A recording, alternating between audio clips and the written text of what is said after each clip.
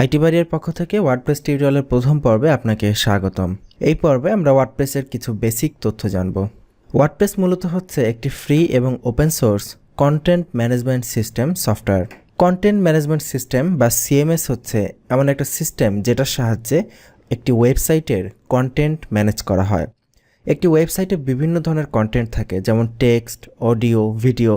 এই কন্টেন্টগুলোকে সহজে ম্যানেজ করার জন্য বিভিন্ন টাইপের সিস্টেম ডেভেলপ করা হয়ে থাকে। এই ধরনের সিস্টেমকেই সংক্ষেপে সিএমএস বলা হয়ে থাকে। পৃথিবীতে যে সকল সিএমএস রয়েছে তার মধ্যে ওয়ার্ডপ্রেস হচ্ছে সবচাইতে জনপ্রিয় এবং one of the most powerful CMS. তো এই ওয়ার্ডপ্রেস ব্যবহার করে ওয়েবসাইট তৈরি করতে গেলে আমাদেরকে মিনিমাম 3টা রিকোয়ারমেন্ট ফুলফিল করতে হবে। নাম্বার 1 হচ্ছে আমরা যেখানে ওয়ার্ডপ্রেস ব্যবহার করব সেখানে ল্যাঙ্গুয়েজ হিসেবে অবশ্যই পিএইচপি ইনস্টল করা থাকতে হবে। পুরো ওয়ার্ডপ্রেস সফটওয়্যারটি পিএইচপি ব্যবহার করে তৈরি করা হয়েছে। দ্যাটস ওয়াই আমরা যদি ওয়ার্ডপ্রেস ইউজ করতে চাই আমাদের ল্যাঙ্গুয়েজ হিসেবে অবশ্যই পিএইচপি ইনস্টল করা থাকতে হবে। এরপরে ওয়ার্ডপ্রেস ওয়েবসাইট তৈরি করার জন্য কমপক্ষে একটি ডাটাবেস থাকতে হবে। ডাটাবেস হিসেবে আমরা মাইএসকিউএল ব্যবহার করব। যারা জানেন না ডাটাবেস কি, তাদের উদ্দেশ্যে বলছি যে ডাটাবেস হচ্ছে মূলত এমন একটি সুবিন্যস্ত উপায় বা এমন একটি সুবিন্যস্ত প্রক্রিয়া যেখানে আপনার ওয়েবসাইটের বিভিন্ন ডাটা বা বিভিন্ন কন্টেন্টের যে ডাটাগুলো আছে সেগুলো part by part, table by table সুন্দর করে সাজানো গোছানো উপায়ে একটা জায়গায় থাকবে।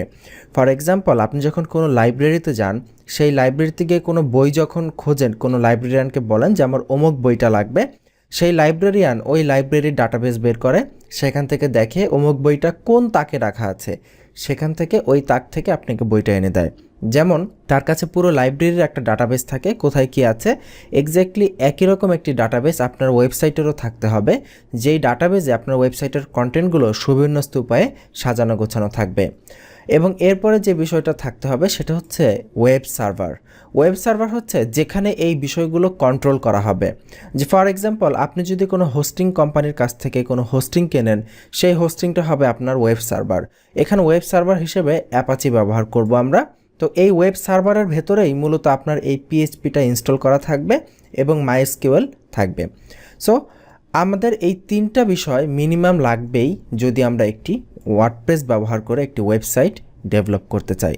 তো এই হচ্ছে ওয়ার্ডপ্রেস নিয়ে খুঁটিনাটি তথ্য। আপনারা যারা আমাদের ওয়েবগুরু কোর্স দেখেছেন সেখানে আমরা আরও অনেক কথা বলেছি, তো আমরা একই কথা বারবার রিপিট করতে চাচ্ছি না। জাস্ট যেহেতু এটা ওয়ার্ডপ্রেস থিম কাস্টমাইজেশন কোর্স, আপনাদেরকে ওয়ার্ডপ্রেসের বেসিক বিষয়গুলো আরেকবার ঝালাই করার জন্য এবং আরেকটু ডিটেলসে জানানোর জন্যই মূলত এই বেসিক পর্বগুলো শুরুতে দেওয়া হয়েছে। তো আশা করি বুঝতে পেরেছেন। আগামী পর্বের আমন্ত্রণ রইল। ভালো থাকবেন। আল্লাহ হাফিজ।